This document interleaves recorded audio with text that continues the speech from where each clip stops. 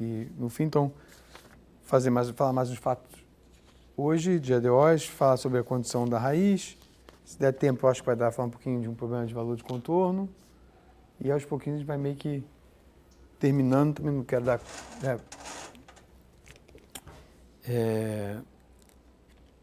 inventar coisas, a gente talvez até, enfim... A gente tem a última aula no dia 28, que é até para entregar as notas. O Eduardo vai fazer uma apresentação. E se bobear, vamos ver.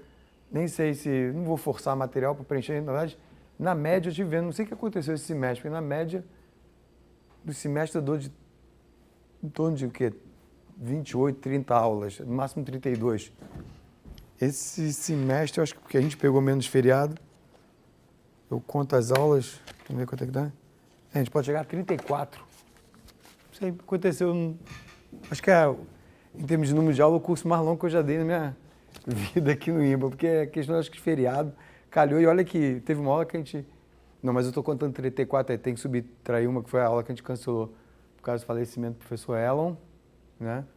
Enfim, quando eu viajei, o Davi completou, enfim.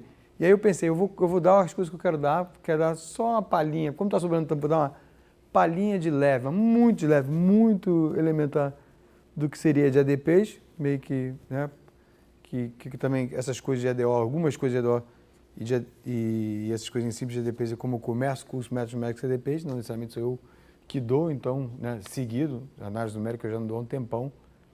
Então, só para deixar meio que com vocês, né, quando vocês fizerem ou não. E nem sei se vou dar, enfim, todas as aulas até o dia 28, mas deixando o dia 28 como um dia certeiro para entregar as listas e a gente ter o seminário do Zé Eduardo. Tá? Então, vamos lá. Então, ainda, botar assim, ainda em EDOs e, né, botar assim, né?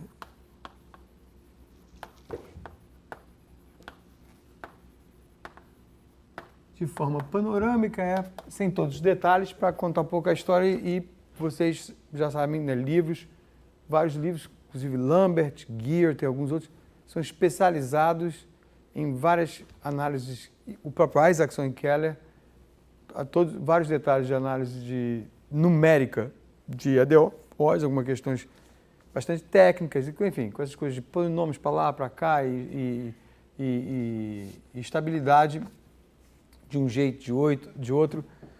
Não acho que vale a pena nesse curso entrar em todo esse detalhe.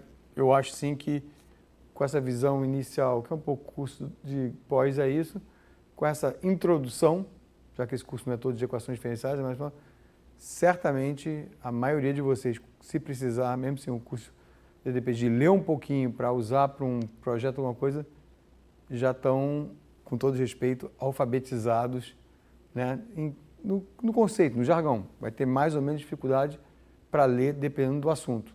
Né? E se pegar um livro, como eu falei, especializado do Gear, do Lambert, tem umas partes bastante densas e técnicas, o próprio Isaacson que é densas e técnicas, mas suar um pouquinho a camisa, mas conceitualmente não tem muito mistério.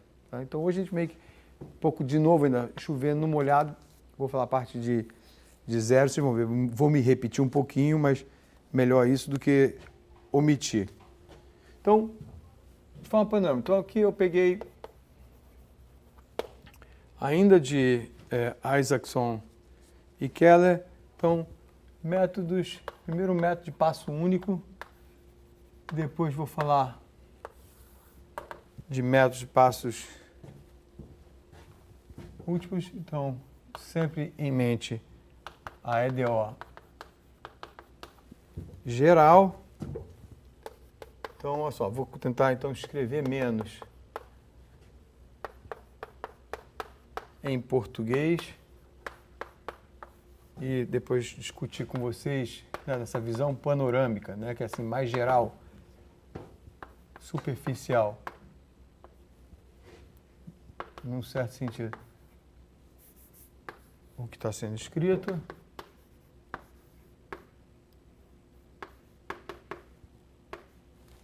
Tá, então, se eu escrevo isso aqui, nas minhas notas eu botei aqui para eu lembrar de falar para vocês, de botar aqui, ó, lá,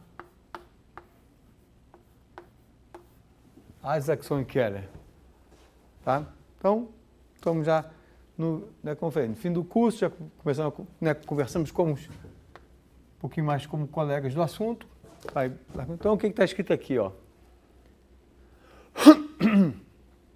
Se eu larguei aqui e não falo nada, e estou falando lá, Isaacson e Keller, vocês a gente já está aqui há quase 4 meses juntos, já sabem mais ou menos o que eu estou pensando.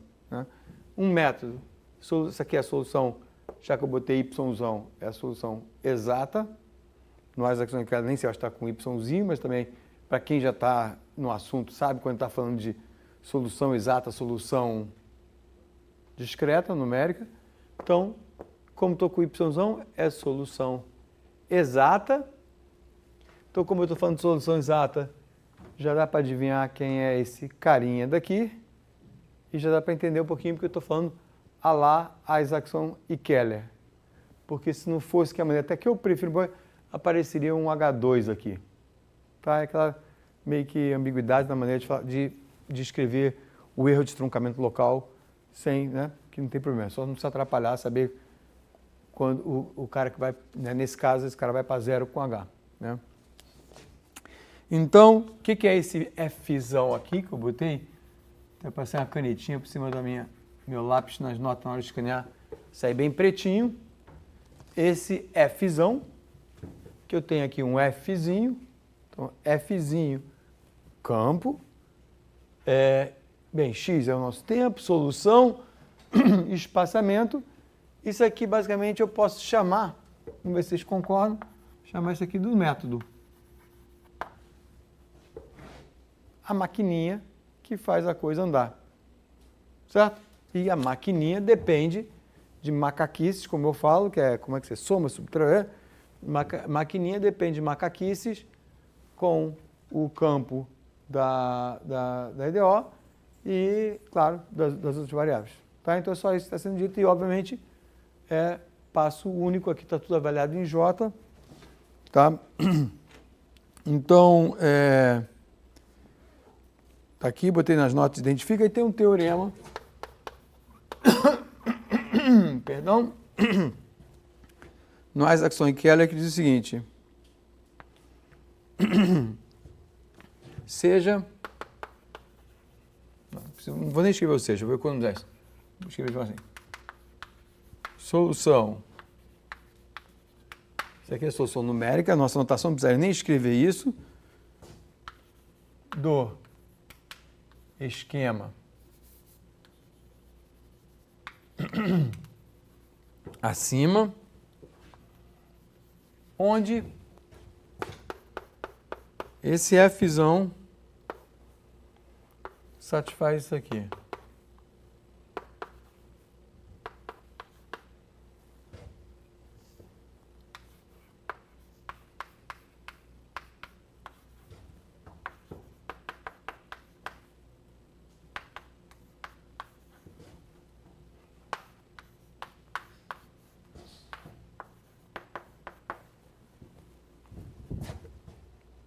Tá? Para todo babá, não vou escrever para todo x, está na faixa. Então,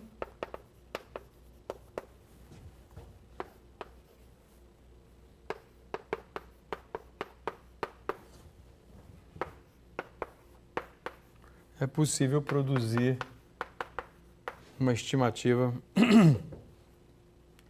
assim. Então, eu tenho que escrever um pouquinho mais, que apareceu esse Azinho aqui.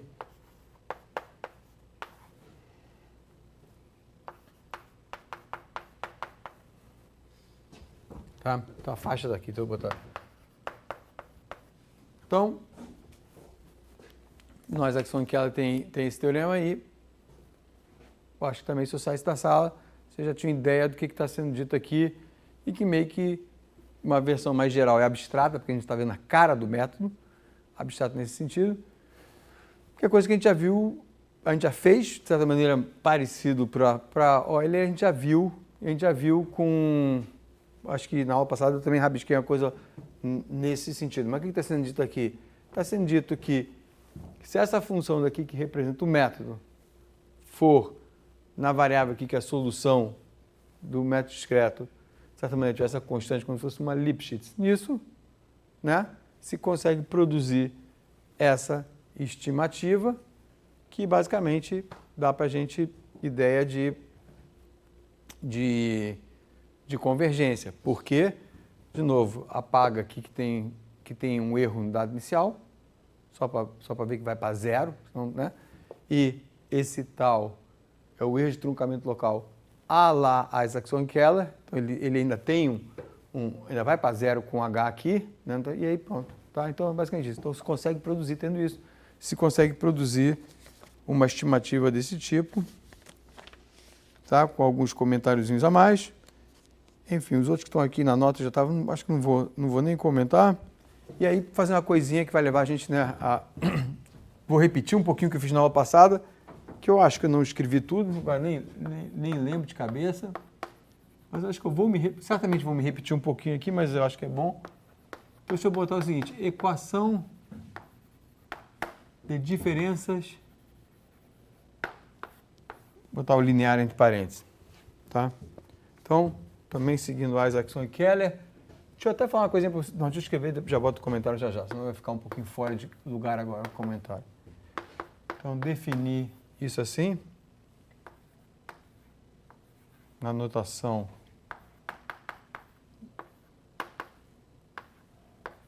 tá assim. Então, um caso bem simplesinho, vocês vão perceber já, quer dizer, princípio acadêmico, para a gente entender um pouquinho o que está acontecendo, uma coisa que a gente já viu na aula passada. Opa, o que eu estou escrevendo aqui?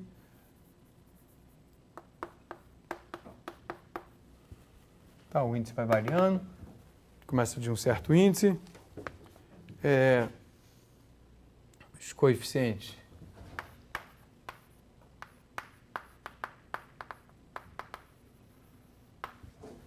E isso aqui é a parte, chama a parte não homogênea, e aí quando eu falo isso aqui, parte não homogênea, vocês conseguem ver, já estou meio que me repetindo um pouquinho da aula passada, né? Então vamos só repetir umas coisas da aula passada, a gente vai ter, se a gente for resolver a parte homogênea, vai ser aquela questão que vai surgir as raízes e a solução, coeficientes a determinar, vamos dizer assim, de uma fórmula de recorrência, tá? E a condição que eles colocam aqui, que é colocada aqui também, é a condição com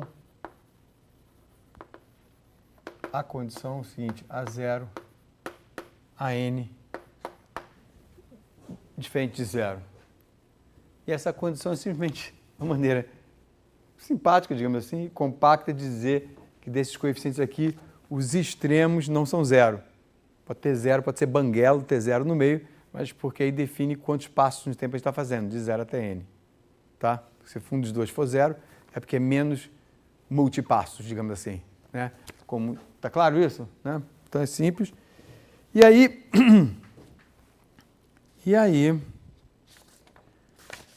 né, a gente tem condições iniciais com a condição, tará, e também y de j0 igual a y0, y de j0 mais 1 igual a y1, etc. Y de j mais n menos 1. Ah, não, estou chamando aqui, vou mudar a notação, desculpa. V0, V1, Bn menos 1, nossas condições iniciais. E aí é simples, quer dizer, o esquema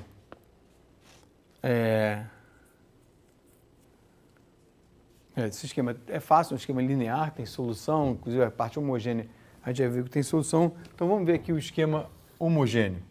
A gente já viu isso. Então estamos repetindo. Vejamos.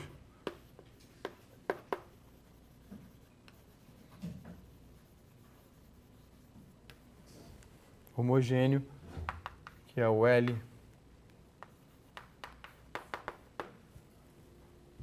Tá? Meio que nós já vimos isso, mas vamos agora só pentear mais umas coisinhas simples. Então, se U, J e VJ são soluções, deixa eu mandar EDF, isso aqui é equação de diferenças finitas.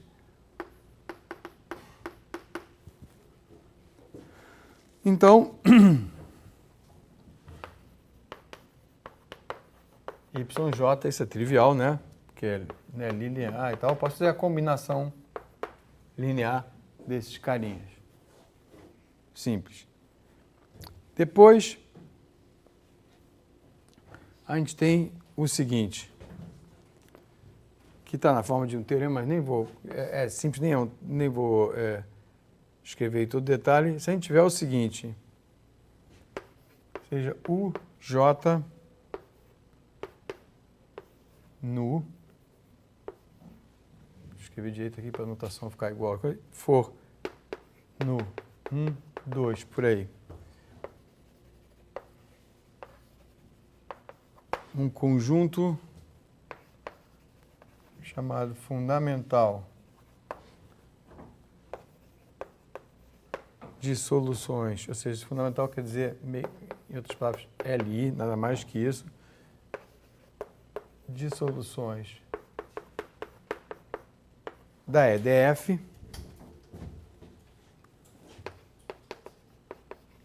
então,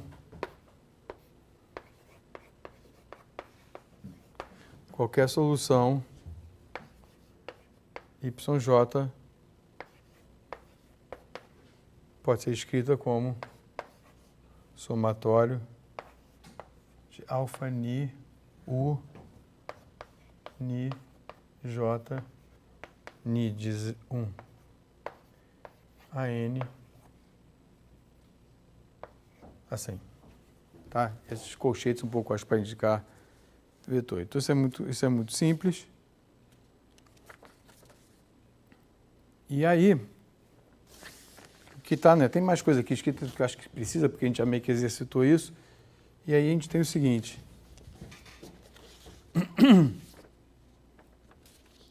O que eu quero escrever aqui? Então a gente pode fazer a seguinte pergunta.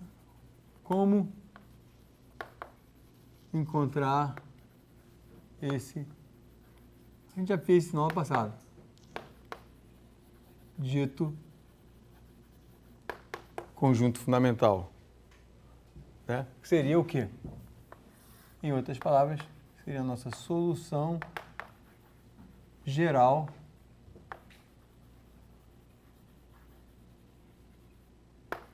homogênea. Né? Então,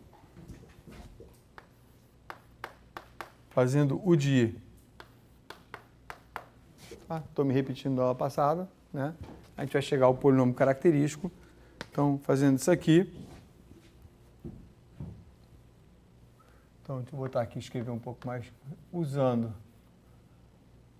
essa solução, como se fosse esse chute educado. Obtemos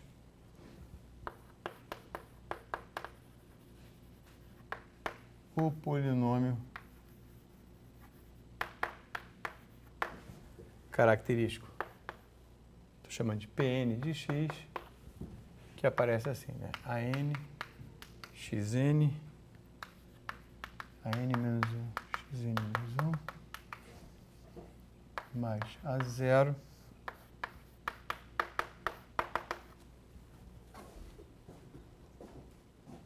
né?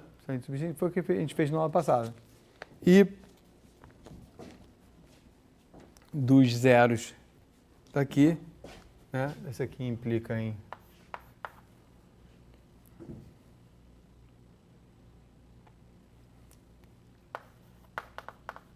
se tivermos raízes distintas, então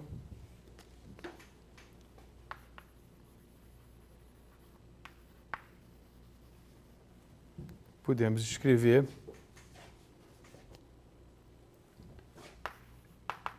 que U é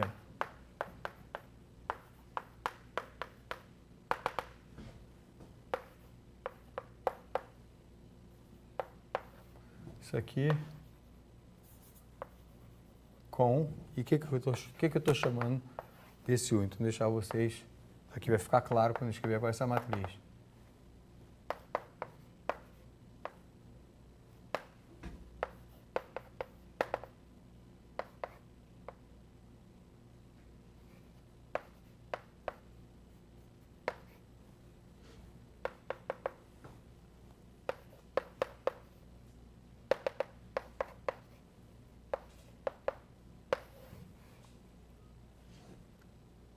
Não, só que a minha anotação tá ruim.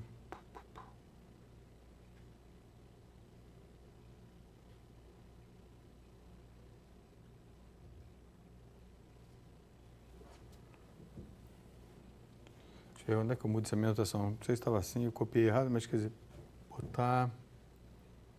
Sem ter errado, você vai botar aqui...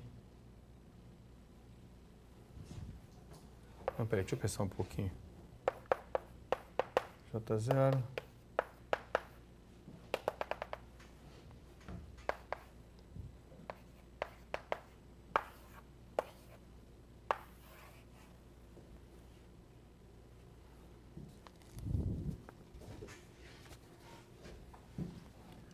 São nossas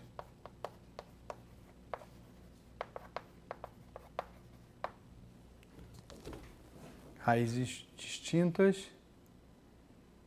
E deixa eu só pensar um pouquinho aqui. O que está me incomodando?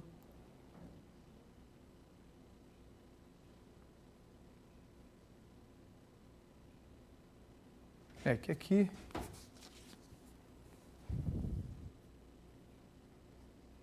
Não estou entendendo por que... Deixa eu dizer para vocês. Não estou entendendo por que eu botei... Aqui podia ter botado, né? Enfim, acho que m-1, isso aqui é o tempo. Por que eu botei n? Não tem a ver com o número das raízes. E isso aqui é meio que a solução, né? No instante, em cada instante. Né? Multiplica essa matriz aqui. Isso aqui. Deixa eu ver, estou falando certo? Vou multiplicar a primeira coluna. Isso. A primeira, eu pós-multiplicando.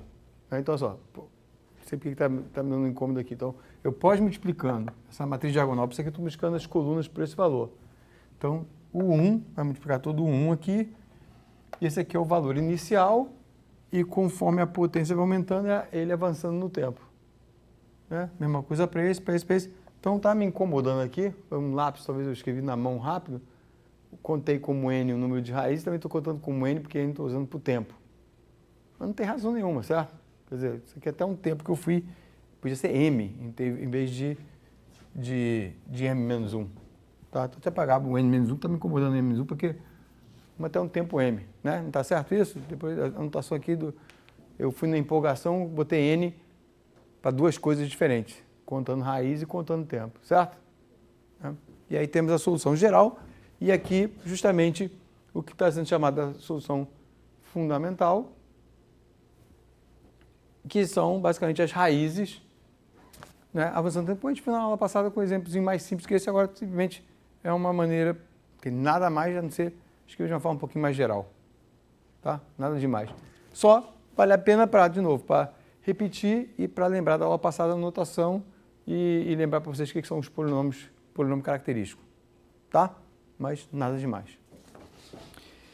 E lembrar também, que eu acho que eu comentei rapidinho e não tinha escrito, mas está aqui, que, deixa eu botar até aqui, como um rascunhozinho.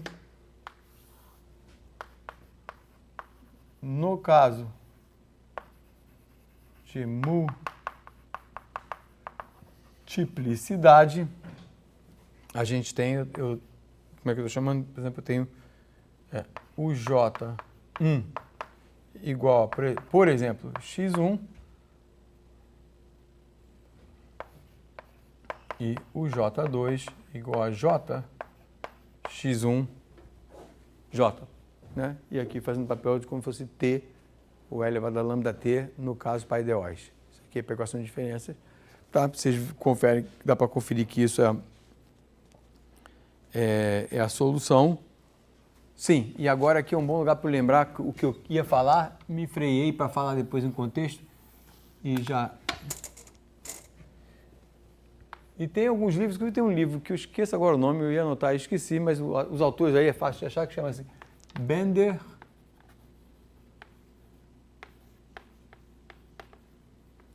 e Orszag, que é um livro, até o Orszag era professor do MIT, o Bender, esqueci onde que era, professor conhecido. O Orszag já faleceu há uns anos e é um livro que é alguma coisa, métodos em matemática aplicada, alguma coisa assim. A gente tem aqui no IMPA, eu tenho esse livro. E o Bender e Orszag tem um capítulo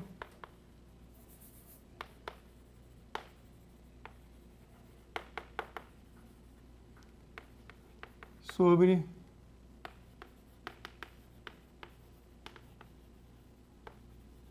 equações de diferenças. Ou seja, não é um livro de análise numérica, é um livro de métodos em matemática aplicada, e tem todo um capítulo que eu nem tirei isso lá, mas onde tem maneiras de resolver esquemas de diferenças e quando tem forçantes, em analogia com EDOs. Um livro que começa com EDOs, tem algumas coisas bastante interessantes de EDOs, e depois fala um pouquinho sobre isso. Então, para quem precisar um dia olhar com mais detalhe isso, porque surge um esquema de recorrência, uma forma de recorrência mais esquisita na frente, e que não necessariamente está até associada com uma EDO ou está, o Bender e Orzag é um lugar onde tem toda uma parte dedicada a isso, com exercício e tudo mais. O que mais que eu anotei aqui para falar? Sim, então, voltando ao tema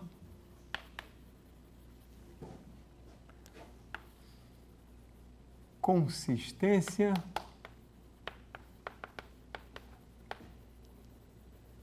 estabilidade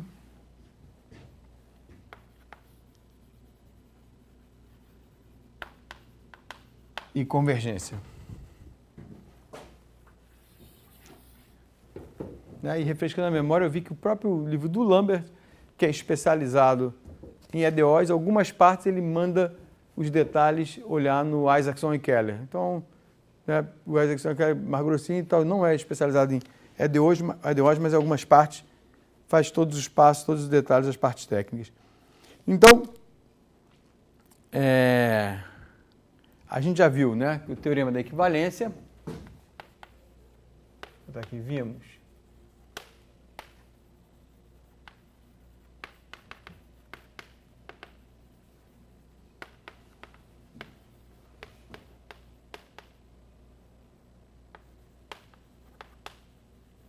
De Dahlquist, que é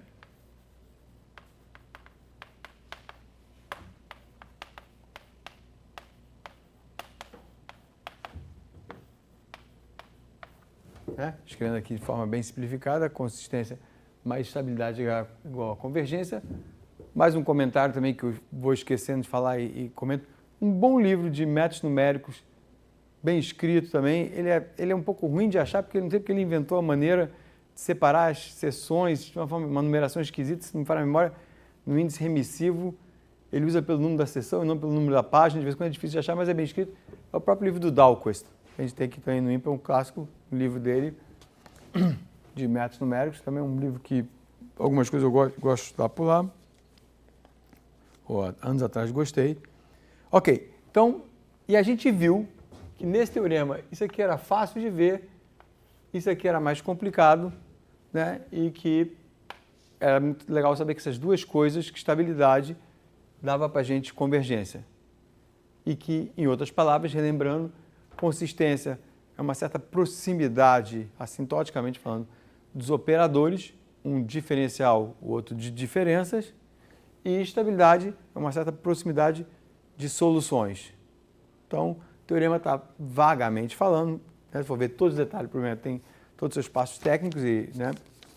Mas é que se você tiver um certo controle nos operadores e controle também na solução, isso é equivalente. Então, se você tem, como vocês vão ver em alguns teoremas, pegarem o Isaacson e Keller para ler, alguns teoremas na construção dessas partes todas do Isaacson e Keller, parece que se você tem consistência e convergência, necessariamente você tem estabilidade zero. Então, simplesmente escrito um pouquinho, né, de outra maneira, mas mostrando a equivalência desses três objetos, três conceitos juntos, né?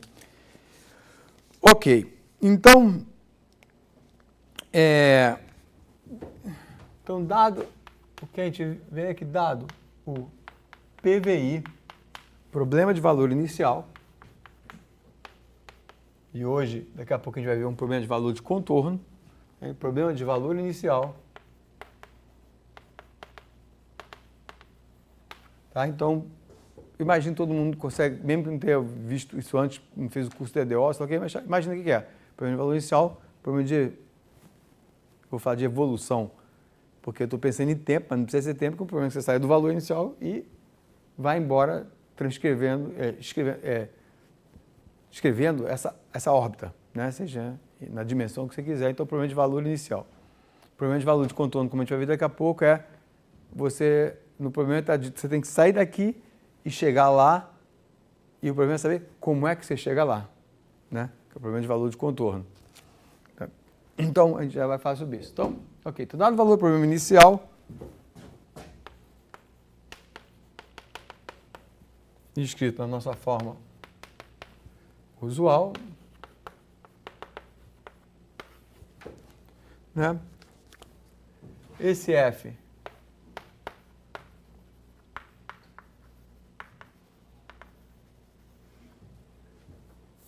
vez de falar com regularidade falar suave, que significa tem a regularidade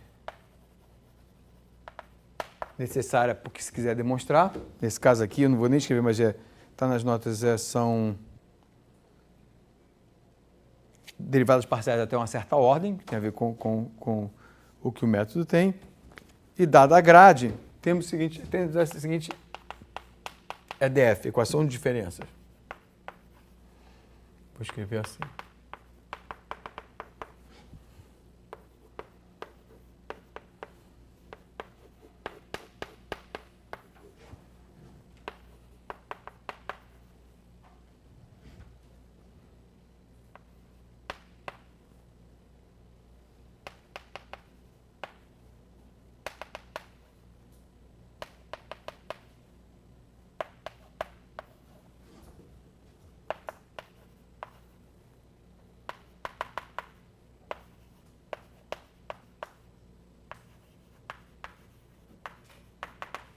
Tá? Então, no texto está escrito esse método geral assim, aqui é J, onde o que está sendo dito aqui é o nosso método de vários passos, aqui é o método, aqui são os diversos tempos, e aqui aquele forçantezinho que pode aparecer com o número com erro de arredondamento. Tá? O erro de arredondamento o que vai ser visto já é imaterial, mas é só para lembrar que tem a ver com estabilidade, forçantezinho adicional. Então, dadas as seguintes propriedades do F,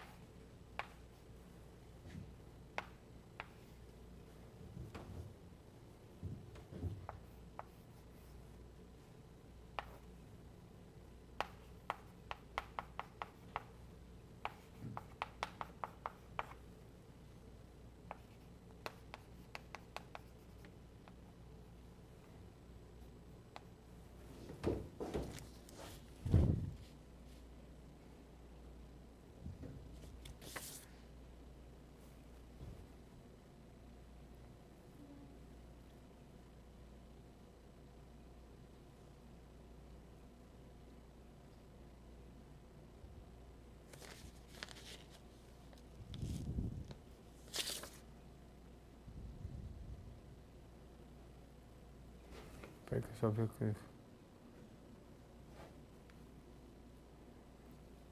Eu já sei. Tem mais informação aqui que eu preciso.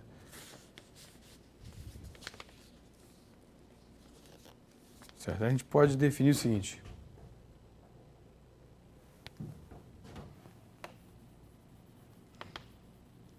A condição da raiz. Tá, então a gente tem um método numérico, tem essas propriedades, quando o campo é zero, né, não sobra nada. Tem essa propriedade aqui meio tipo Lipschitz para aqueles carinhas discretos. Tá, então o que a gente meio que já viu. Então agora eu falo sobre a condição da raiz, que diz o seguinte.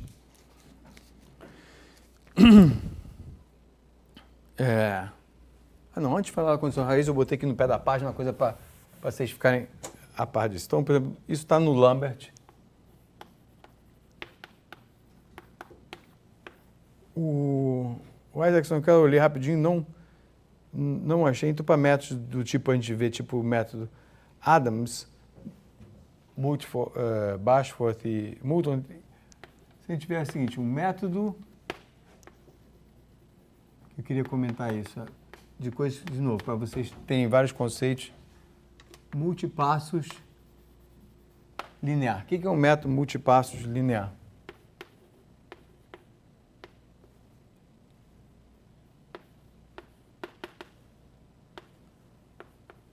K, Y, N mais J, igual a somatório beta J, F, N mais J, J, 0 a N. Tá? Então, deixa eu só acabar as definições, aí eu vou dizer porque eu estou escrevendo isso aqui para vocês. Acho que é melhor escrever tudo.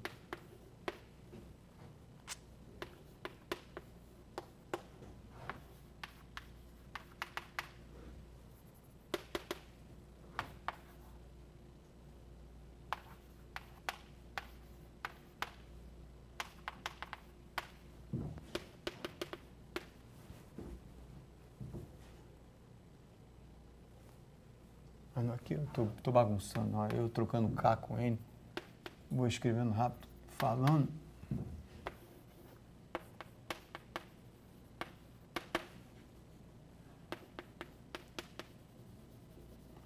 Esse aqui é chamado primeiro polinômio característico.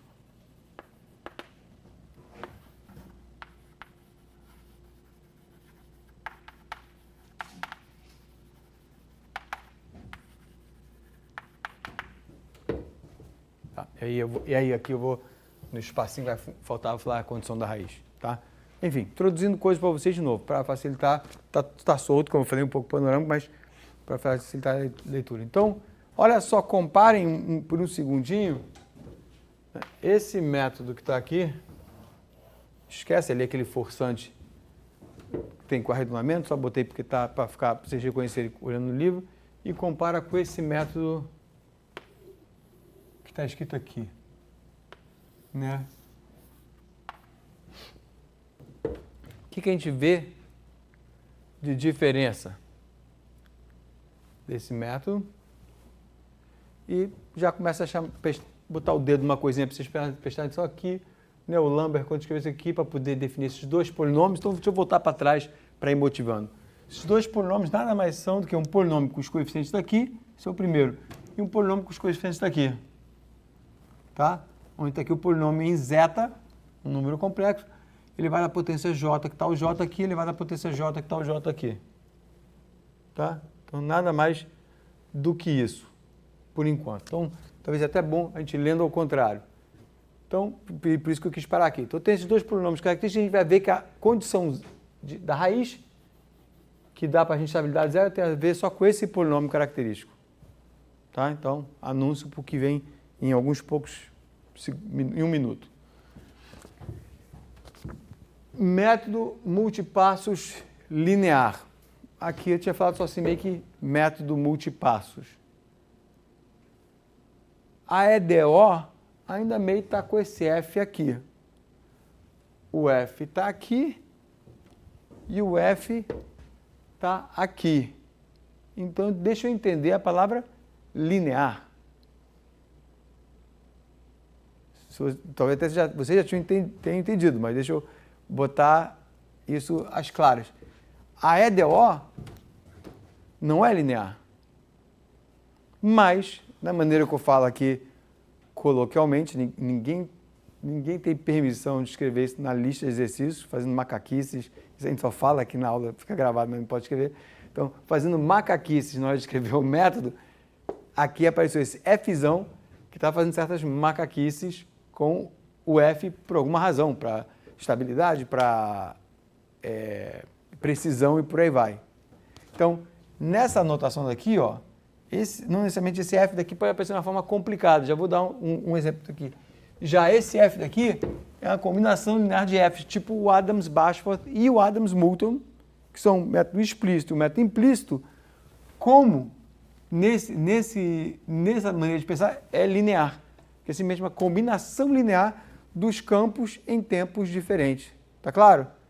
Então, vocês veem, por exemplo, vou dar um exemplo de um caso que não é um método multipassos, mas que tem uma maquininha que faz macaquices não lineares com campo. É o Runge-Kutta.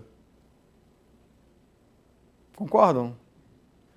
Porque o Runge-Kutta pega o campo, primeiro campo, que é o K1, depois, quando vai para o K2, ele está engolindo o K1 e fazendo, então tem toda ali uma macaquice para o método sair com um passo ser de quarta ordem, mas certamente não tem uma combinação.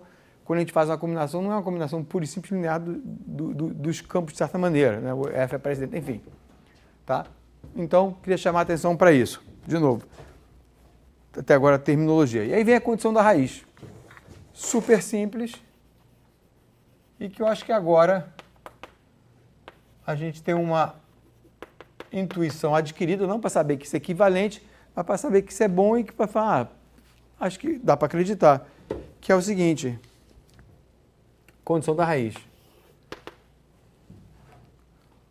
O método satisfaz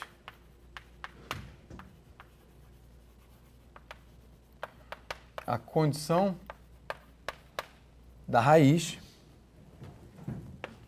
se os zeros. Então, deixa eu até mudar a anotação um pouquinho aqui das notas.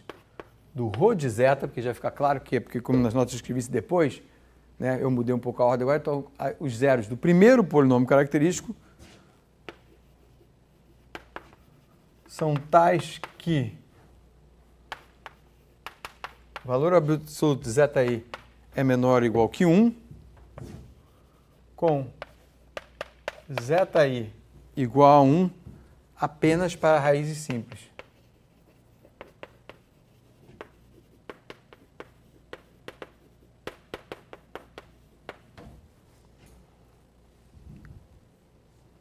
Tá? E aí, a outra condiçãozinha que eu acho que dá para encaixar aqui é que é um teorema do Isaacson e Keller e que diz o seguinte: o método acima e acima ele está falando desse aqui, tá?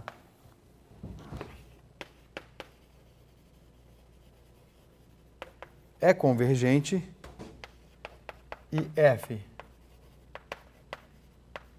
satisfaz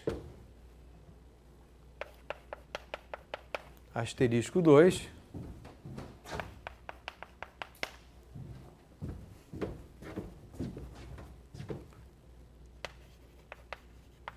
então o esquema satisfaz a condição da raiz. Em alguns outros lugares, como normalmente diz, condição da raiz é equivalente à estabilidade zero. Isso aqui está dito de uma maneira meio que mais implícita, que é equivalente à estabilidade zero. Tá? E essa condição daqui é relativamente fácil de verificar. Então, na verdade, é um resultado bonito e muito prático. Porque provar a estabilidade zero é meio que provar, fazer uma coisa de análise, provar cotas e tudo mais, né? Às vezes complicados.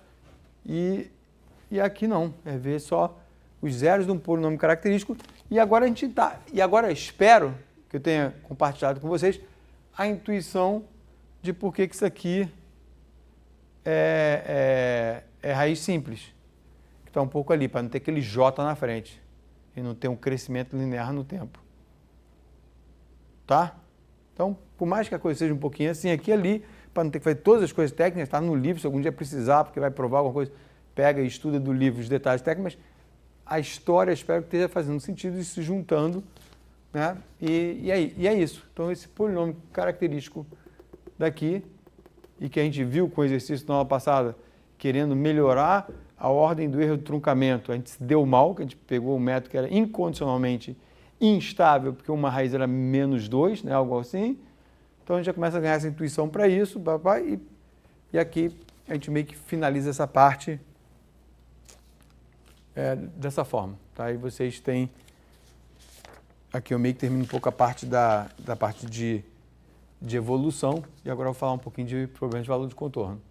Tá? Mas nesse apanhado geral, vocês não viram tudo, mas viram, acho que o suficiente para se pegar um livro desses especializados e precisar para algum problema de vocês de tese, alguma coisa, é sentar e estudar o que não foi dito, ver os detalhes, enfim, ver, né? Porque os conceitos, assim, a ideia, eu acho que a gente conseguiu passar rápido algumas coisas, mas razoável. Tá? Então, deixa eu vir para cá e falar agora de um problema de valor de contorno, um casinho, né? Tem várias maneiras também. De novo, o que eu estou falando aqui está longe de ser exaustivo em tudo, né? Em tudo que a gente viu nesse curso, como eu anunciei, então, que fique gravado no vídeo isso para ninguém me processar depois. Tudo que a gente fez aqui no curso está longe de ser exaustivo. Por exemplo, eu falei na parte de Newton, isso aqui, né? Uma pessoa dá um curso de otimização vai ver isso e muito mais. Equações diferenciais ordinárias e parciais que a gente mal vê, muito mais. Álgebra linear numérica, a gente não falou de pré-condicionadores, só tem coisas muito interessantes, muito mais. Então, na verdade, não é exaustivo, mas é um cardápio que espero que abra o apetite e que certamente dá uma preparada para estudar por conta própria. Um curso de pós-graduação é isso, é para aprender a estudar por conta própria, de acordo com a necessidade, não dá para botar o universo todo de análise numérica num curso nem de um ano, enfim, não dá. Né? Então vamos lá. Problemas, então, PVC. Problemas de valor de contorno. Então, para esse problema pode fazer várias técnicas, meio elementos finitos que lembra splines, por aí vai. Não vou falar sobre isso, tá? Mas, de novo, as coisas vocês vão ver aqui nesse problema como vai aparecer coisas que a gente já falou antes. Vai aparecer método de Newton. Então, as coisas também vão se juntando, né? Ok. Então, olha só. Então, seja o seguinte problema, né? Que é o tipo de problema que aparece tipo Sturm-Liouville, problema com coeficientes variáveis, assim, ó.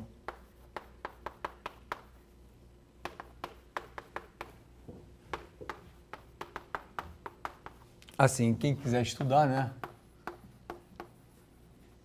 Aqui voltei a acompanhar, estou tirando do Burden e Ferris, tá? Então, olha só, tem essa EDO, segunda ordem, e tem esse problema daqui. Tá? Então, de novidade, temos agora que é a segunda ordem, né? Então,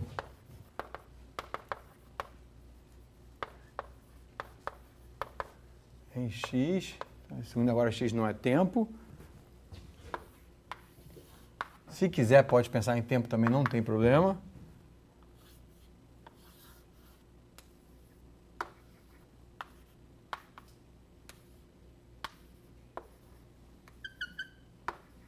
Tem que sair daqui, né? Esse aqui é o nosso intervalo de interesse. Então, problema de valor de coisa, se quiser pensar em tempo, pode pensar que saindo daqui, conforme passar o tempo, eu tenho que chegar, tenho que bater no alvo. E até o nome do método em inglês é shooting method. Então, o método do chute tem que meio que acertar no alvo. Tem uma técnica que a gente vai ver que é transformar esse problema de valor de contorno num problema de valor inicial. Então, realmente, parece que você está no tempo, mas você fala assim, como é que eu saio daqui? Então, a pergunta é, como é que eu saio daqui no tempo, vamos pensar em tempo, então, A e altura alfa, e faça essa órbita de maneira a bater no tempo B, exatamente no ponto beta. Então, é um tiro ao alvo, de certa maneira. Tá? E a órbita a gente não sabe, no meio do caminho. Ou também uma outra maneira de pensar que o problema de valor de contorno tem condições de bordo, né? Então é espaço, tem condições de bordo, e quero saber, de acordo com essa regra aqui, esses coeficientes variáveis, problemas de Sturm-Liouville aparecem problemas de propriedades variáveis num domínio e tal, e que você quer que, com essas condições de bordo, qual é a solução, que com essas propriedades aqui no interior, e essas regrinhas aqui, né, para taxa de variação, isso aqui, satisfaça as duas condições. Nem sempre esse problema tem solução. Tá? Nem sempre tem solução. Então, né, tem aqui algumas propriedades para garantir que o problema está certinho. Então, isso aqui são contínuos no intervalo fechado. Enfim, AB. O Q de x é maior que zero, etc. E aqui, Burdenfeld, e tem o Keller também. Exatamente, agora nem lembrava. Tem um livro do Keller, está aqui anotado nas notas, que na verdade é o mesmo Keller, do Agassiz e Keller, que é um analista numérico que era famoso, a Caltech, que o nome do livro dele chama-se Numerical Methods for 2 Points, então, métodos numéricos para problemas de valor de contorno com 2 pontos, um livro da SAEM, de 76, só sobre esse probleminha de EDO, problema de valor de contorno. Tá? Então, quando você aprender EDOs ou aprender até também EDPs, tem problemas que, fazendo tipo separação de variáveis e tal, você cai em problemas desse tipo Sturm-Liouville, ou né, a própria EDOs normal cai nisso aqui, e tem as condições, discussão no Burdenfeld com essas condições, para ter existência e tudo mais. Então, estamos supondo que a gente está, claro, na situação onde está tudo certinho, a gente tem solução do problema. Tá? E esse é o problema clássico que aparece, tá? Recorrente, quando você faz meio que separação de variáveis e tal. Ok. Então, primeiro truque de resolver... deixa eu discutir um pouquinho, antes de mostrar o primeiro truque, que esse problema é linear. Aí depois a gente vai olhar para a versão não linear dele. Então, a versão linear tem um truque espertíssimo, simples, depois que você vê simples, espertíssimo, que na verdade não tem que usar o método do chute, tá? Mas olha só, estou comentários. Como é que eu estou de tempo? Está tranquilo. Então, comentários.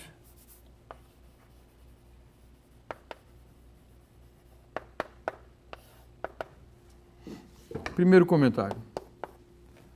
Tem esse truque espertíssimo, mas que se eu não tivesse nunca visto, eu ia ficar aqui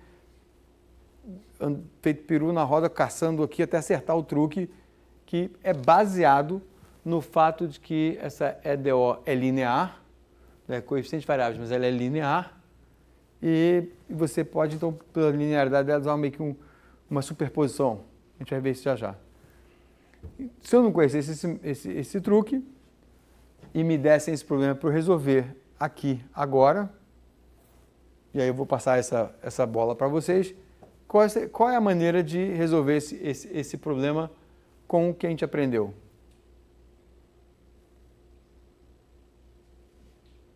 Então, se eu dou esse problema para vocês e não tivesse avisado, foi até ruim eu ter avisado, que dá para quebrar no problema, tarará, entendeu?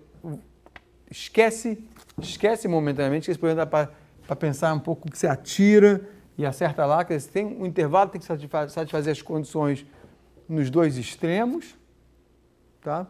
Então, na verdade, tem várias maneiras que talvez vocês poderiam pensar em resolver. Eu sem querer até dar alguma dica, mas nem essa que eu estou pensando. Estou pensando, e vamos ver se vocês veem, qual seria o primeiro impulso. Se fosse eu, pelo menos eu estou tentando me lembrar, qual seria o meu primeiro impulso. E qual seria o primeiro impulso de vocês, que pode ser certamente mais esperto do que o meu primeiro impulso. 2 problemas para vocês, aprendendo EDOs até agora, não é um problema de evolução. Aqui tem que valer A, alfa, no outro extremo tem que valer beta. Eu tenho essa equação, eu tenho essa regra para as derivadas. Tá? Não tem tempo aqui, a coisa é meio que, dessa maneira, né, no espaço. Tem um certo aspecto não local. Isso aparece muitas vezes em problemas que tem esse lado local. Como é que eu resolvo esse problema? Então, olha só, se a gente tem derivadas ali, que tal? Então, deixa eu sugerir, já que está um certo silêncio, tem tempo bastante, mas bobeira, não tem tanto tempo. Mas aí eu acabo na aula que vem, não tem problema. Que tal aproximar as derivadas? E vamos ver qual é a consequência de aproximar as derivadas. Tá bom? Aproximar a primeira derivada, vocês já sabem, a gente já fez isso. Essas regras de cálculo, seja a lá Euler, só que aqui não tem tempo, mas a lá Euler explícito ou implícito, significa série de Taylor para frente ou série de Taylor para trás, ou, né? O que a gente não viu ainda, talvez, e a gente vai ver em EDP rapidinho quando eu falar de EDP, é aproximar a segunda derivada. Mas aí, como é que a gente aproxima a segunda derivada?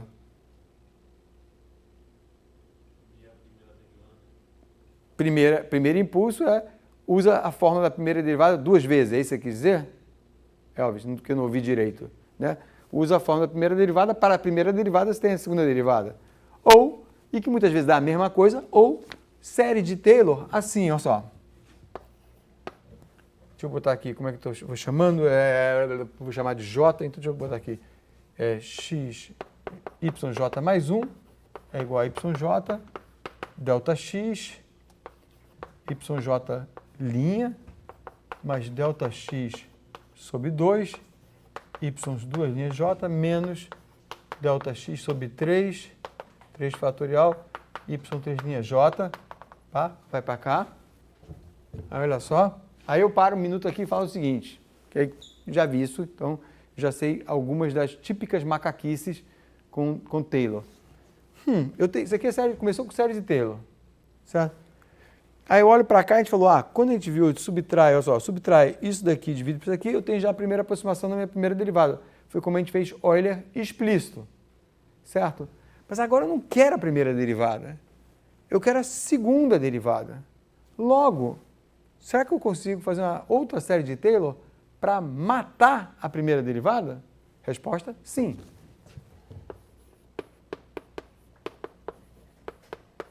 Vou matar a primeira derivada.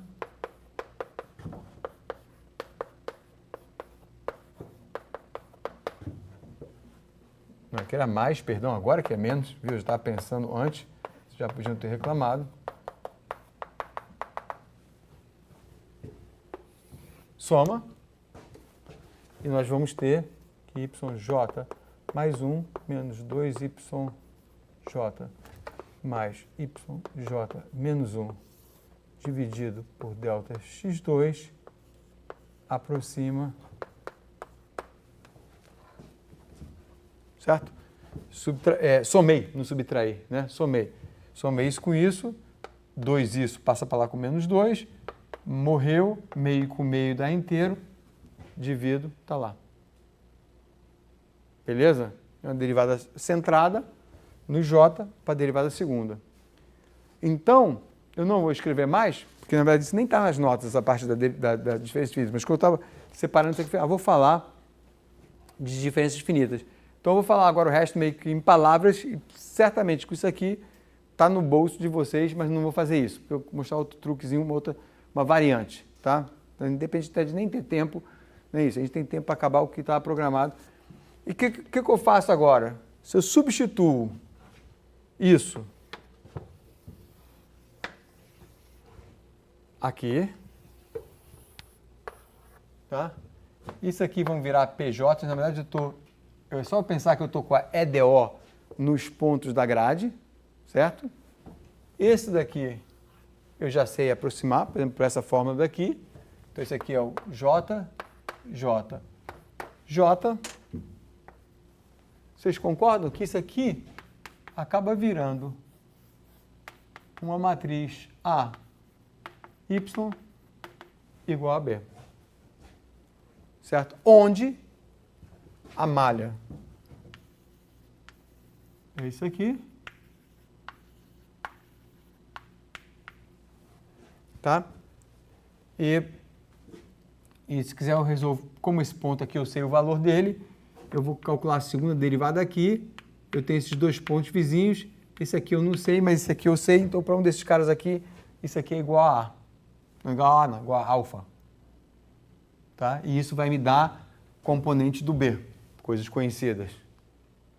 Tá? E assim fica esse sistema, resolve o sistema não local, a matriz vai ser tridiagonal, que o termo mais não local que tem é esse, o outro, derivada primeira, é só dois vizinhos, então a matriz não, os nós não conversam 4 entre si, conversam no máximo 3 entre si, logo a matriz é tridiagonal, no MATLAB você avisa, é esparsa, voa, resolve esse sistema rapidinho, beleza?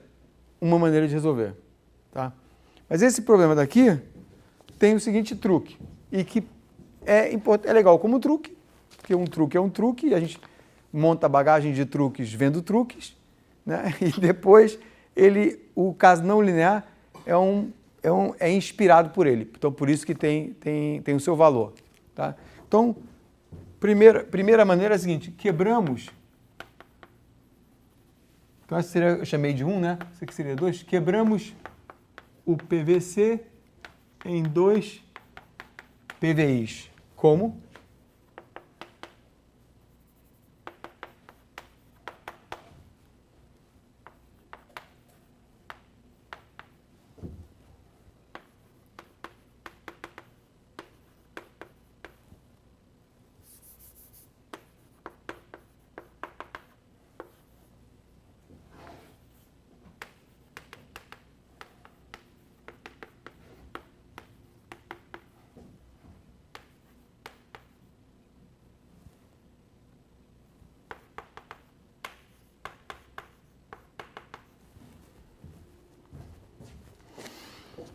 Até agora, o que está sendo feito aqui? Tá? Então, são dois PVIs, a gente esquece o lado B, mas já está dando uma dica para a gente do método do chute. Ainda estou deixando um pouco de mistério ali, porque aquilo morreu o problema com aquilo ali. Tá? Mas é por linearidade, a gente vai ver já já. Mas olha só o que os dois métodos estão fazendo. Um método chega daqui, do ponto A, e coloca na posição alfa, e a mira é como se fosse um revólver, né, para dar um chute, uma flechada, seja o que for. Aqui a inclinação é 0 e tum, atira. O outro, a posição é 0 e a inclinação é 1, atira e vai combinar aquilo e vai chegar no alvo. No próximo problema, em que isso aqui vai ser um problema não linear, tá? Então vai ser agora um F que depende de Y, mas também depende de F', porque o problema é de segunda ordem. A gente vai ver que o método iterativo vai ser um método que a gente fica no ponto A, por isso chama método do chute, fica no ponto A na posição alfa e fica tentando acertar o ângulo para chutar e a bola bater no beta. Tá? E aí o erro que você faz da mira, você usa para a próxima iteração e daí o nome método do chute. Então esse exemplo daqui não deixa de preparar a nossa cabeça para o outro caso. Só que esse aqui morreu. Por quê? Porque y de x é igual a y1 de x mais beta, é só vocês verificarem, daí isso aqui tem a ver com a não linearidade, com a linearidade, perdão, que não linearidade, com a linearidade, onde isso aqui é o problema 1 e isso aqui é o problema 2. Tá? Truque espertíssimo. Ou seja, a combinação linear da solução 1 com a solução 2, com esse coeficiente, matou, tem as condições que a gente quer. Tá? E, de certa maneira, é fácil de ver, porque, olha, a solução 1, como é que é? Peraí, pum, pum. Anotei certo? Sim. Então, assim, vamos ver, no ponto A tem que sair certo. No ponto A, A2 é 0, a gente não vê nada disso, A1 já tem a condição que a gente quer. Então, no ponto A está certo. Então, a gente está saindo de lá, é mole. No ponto B, isso aqui é Y1 de B, isso aqui é Y2 de B, cancela, Y de B cancela, sobra beta. certo? Fiz certo, tá bom? Espertíssimo, né? Simples, espertíssimo, transforma. Mas isso só não é muito espertinho. Agora, se me desse aqui do zero e falasse assim, quebre 2 problemas, você vai ficar fazendo essa macaquice simples, mas acertando os coeficientes ia levar mais tempo do que foi de explicar que é fácil, né? Não é tão difícil, mas enfim. Agora, ok. Então, espertíssimo, você resolve e aí pronto. Resolve esse problema daqui com o teu método de evolução e se quiser, porque é de segunda ordem, você pode transformar isso aqui num problema de primeira ordem, num sistema que a gente sabe resolver. Sabem fazer isso, né? Faz que o y' é igual a y2, y1 igual a y, isso aqui vira um sistema. Tá? Então, nada de novo para a gente aqui, fora esse truque. O caso, agora nos 10 minutinhos finais que faltam, ou até menos, vamos ver o caso agora não linear. Então, caso não linear,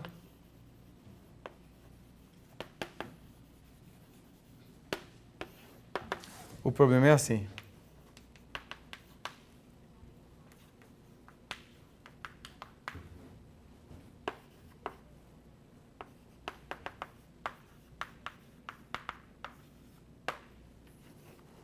Tá? E estamos pressupondo que a gente está numa situação que a gente tem solução e tudo mais, tá? Com as condições para solução e tudo mais. Então, o problema é inspirado no caso anterior. Então, vamos resolver pelo método do chute, ou também acho que do tiro, que em inglês se chama shooting method. Eu prefiro dar um chute do que dar um tiro. Então, né, chutar a bola do que pegar uma espingarda, alguma coisa, mas enfim, método do chute ou do tiro. Chute método. E o método é o seguinte, o problema agora é o seguinte, vou botar aqui. É y, 2 linhas, f' x, esse é o campo. E a condição é essa daqui.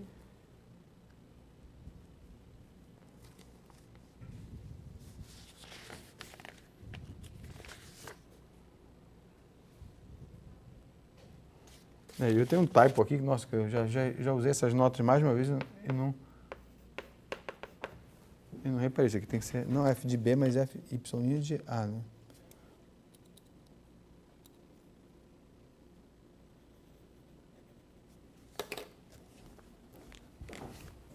Tá, então o que esse método faz é o seguinte, ele está aqui.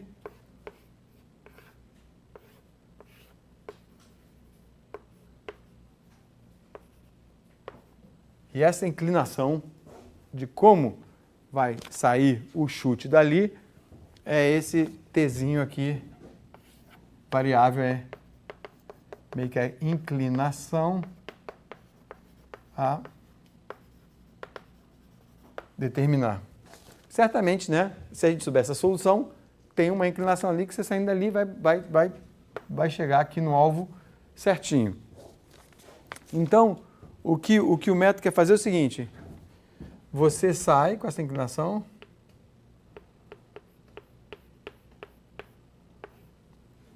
que é o teu chute inicial, e você erra, né? Se acertar, joga na loteria também, tá do jeito de sorte, mas se errar, tá aqui. Tá? E aí, a gente meio que aprende com o erro e vai tentar construir, então, uma sequência de T's tentando chegar no alvo.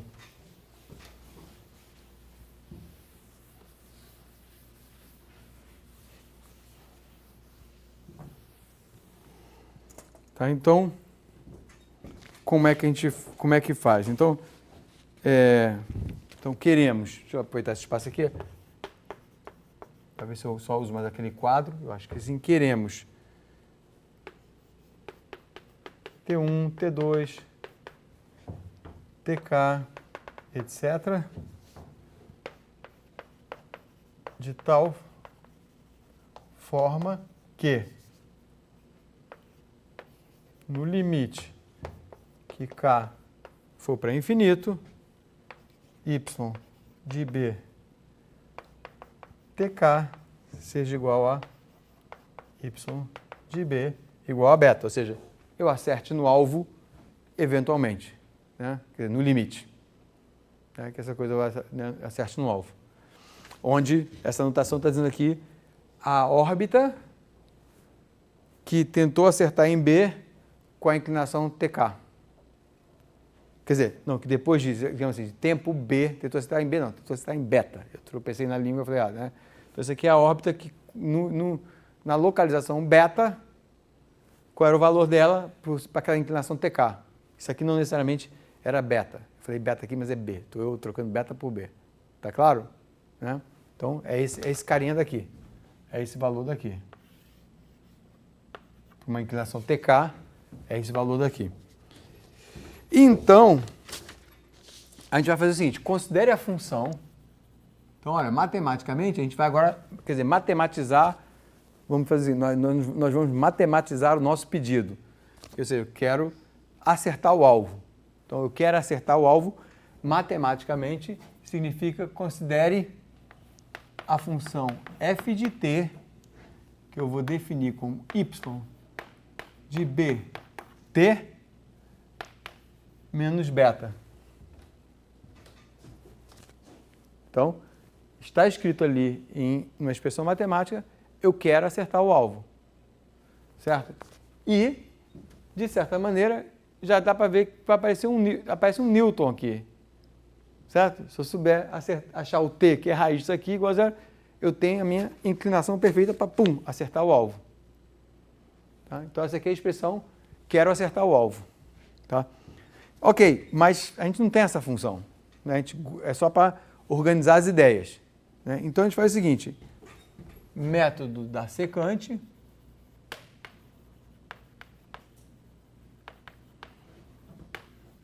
nos dá isso aqui, ó.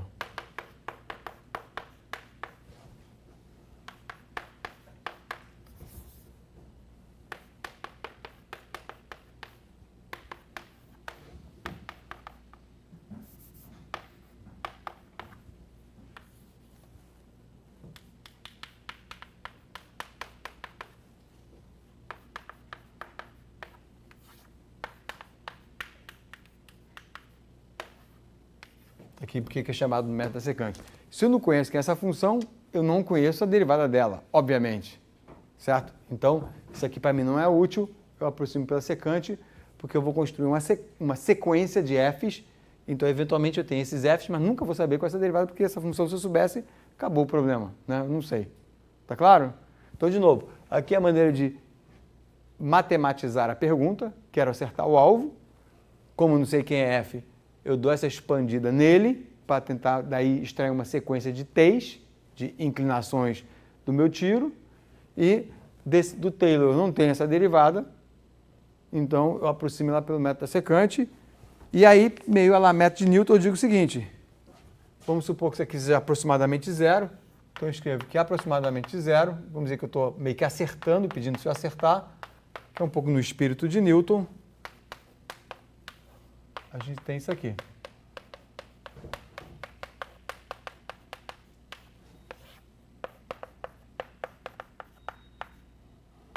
Vou botar aqui assim, a lá método de Newton. Da mesma maneira que a gente fez o método de Newton, vocês viram, a gente faz a expansão e fala assim, bem, se for o zero ali, como é que eu saio pela tangente para chegar no zero? Aqui é como é que a gente sai pela secante para chegar no zero. Tá? E daqui,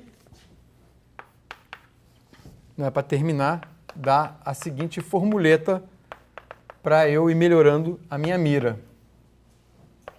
Então agora a gente pode fazer uma mira, uma sequência de miras educadas.